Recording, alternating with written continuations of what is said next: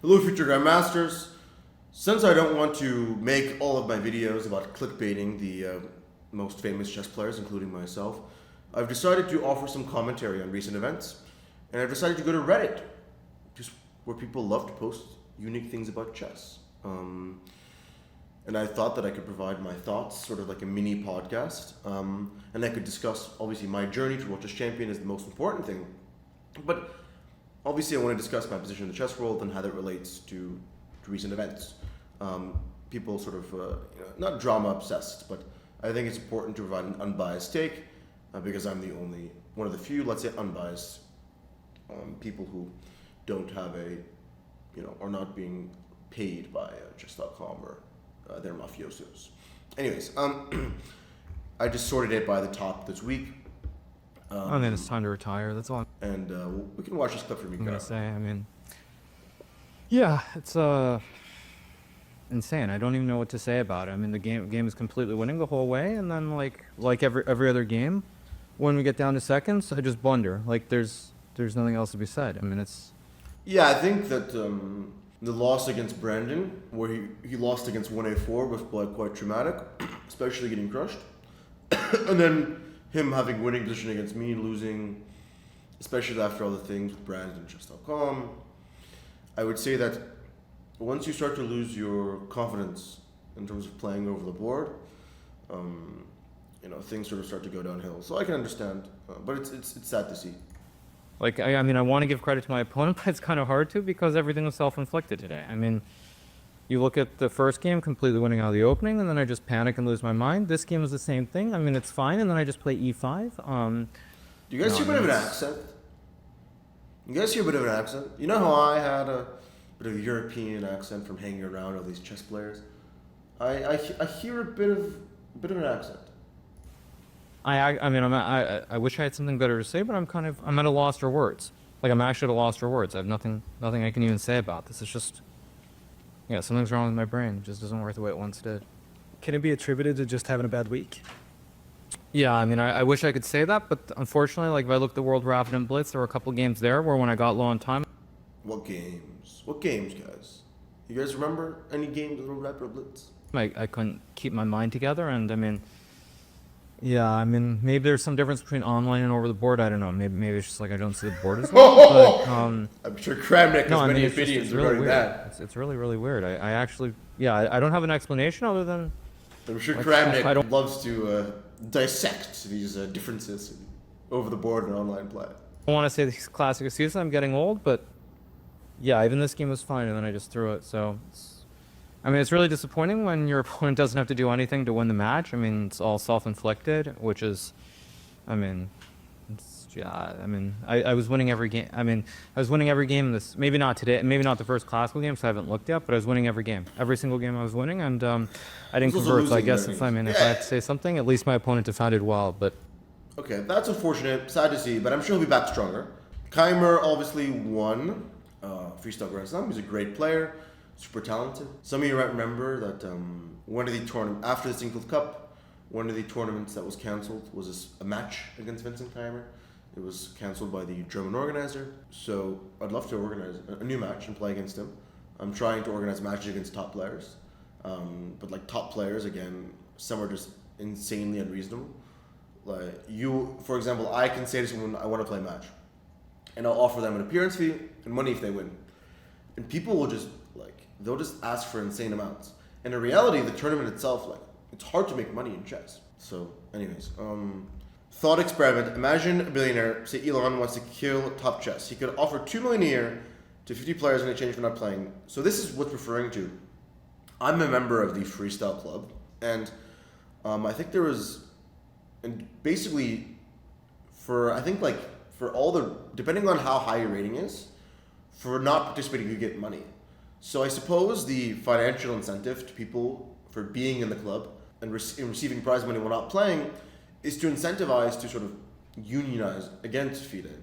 Because obviously if people are getting paid like $100 grand a year or 20 grand for doing absolutely nothing, then you can imagine where they might sort of be more sympathetic if a secession were to happen. But yeah, Anish's point, I guess, is that he wasn't invited and he just gets to collect money and make his chessable courses. And I think I got like $7,500, maybe less. One interesting point was that Arjun got 20,000 for not even playing, and that's more than Gukesh and Fedoseev got for playing. So it's a bit weird, to say the least. Peter Lecko, great guy, coach of Keimer, and commentator. I guess he wasn't really. It's a 960 tournament, not much need for an active coach. I will say that for the freestyle tournament, I'll be bringing my coach with me. You guys can guess who that is. I have a really great coach. Okay, this is an interesting perspective. I think that the serious stream with Polgar and Lecko is amazing. I enjoy watching it. They are both class acts. But in terms of bringing chess to a larger audience, you need a basic stream. You need a community stream. I think it's a good idea. And we should make chess digestible for anyone, right? That's why you have a thing like an eval bar. I think Chess Base India, they had their watch party in India, and they had this huge group of people who were watching chess, and it was really, really amazing to see them sort of be the first to have something like that. So chess can be interesting. Fabi crushed Gukesh. This was impressive. Also, Gukesh resigned quite early in this game, which is surprising. Yeah, I saw this on Twitter. So basically, Anish is trying to say that you can memorize all these opening positions. And like, this is typical Anish, thinking that you're just going to memorize 960 positions, and you're going to memorize the first few moves, and you're going to be like, 1, 2, 1, 2. Like, the fact that you're even doing this is such a waste. It's like, it's the antithesis of the entire point of the game.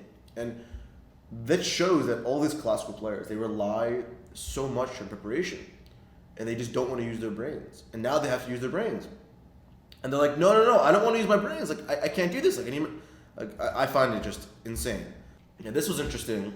Obviously, Danya was talking about leaving the tournament. I guess this is a summary. He was offered for no payment.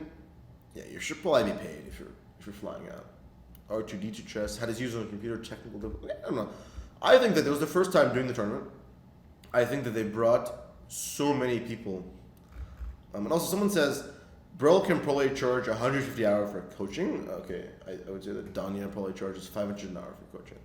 150 is quite low.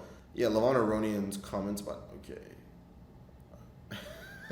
So for context, Aronian, we have this group chat with all the top players in the world, and somehow I'm invited. And there was like a proposal to have Levon be the chair. People just thumbs up and voted for him. I think that we should be inclusive to everyone. And in terms of, we have this players union, I don't really think that, a player should be a spokesperson, but I would say that someone, let's say, with better legal background should be a spokesperson. I don't think that a player, it's hard to say. You'll have to see how it turns out. Levon is obviously very well liked in the chess world, but if players are going to unionize, let's say the top 50 players, it should include, I think, the top 100 players even. You certainly need, let's say, adults in the room. Not that Levon isn't an adult, but the sort of FIDE, freestyle, back and forth is like leaking. It's just, I don't think it's good for sponsors. And I would say that, these negotiations should be handled in private, because if they're handled publicly, it only degrades sort of the prestige of chess. This match between, I don't know if you guys watched it, this match between Sindarov and Fabi was absolutely insane. And Sindarov's success shows that, first of all, I think Rapid, I really, really like Rapid 960. In preparation for the 10+0 Chessable Masters, which is starting tomorrow, I have been playing 10+0 Fish and Random. And it is some of the most interesting chess I've played. I really think that like a 15+10 is the perfect type for Chol. I also think you should consider taking out certain positions that are sort of very advantageous for White. And I think we need more games. like for me, instead of having these 2 classical games, I would much prefer 4 rapid games a day. And this is actually something that Magnus suggested for the World Championship format. So it's a bit weird that they're going back to classical for 960. So I really think that the best format would, to understand the variance, would just have like 4 rapid games a day, pure knockout. Because I don't know, classical chess. I don't think classical chess can ever reach a large audience. Like unless they keep generating scandals in which I'm involved. Classical chess will not like reach a sustainable audience. Like the only the candidates and the World Championship could surpass my Speeches Championship match, right? So it's just that's my opinion. Esports team, a lot of esports teams reached out to me. I'm definitely considering it. Just want to choose the right team. Maybe you guys have a team you think I'd, would suit me. Make sure to leave that in the comments. Obviously, we discussed my invite to Freestyle. I'm going to be playing the Grand K Open as well. And in both of these tournaments, I'm going to have my coach with me. So you guys can guess who that coach is going to be.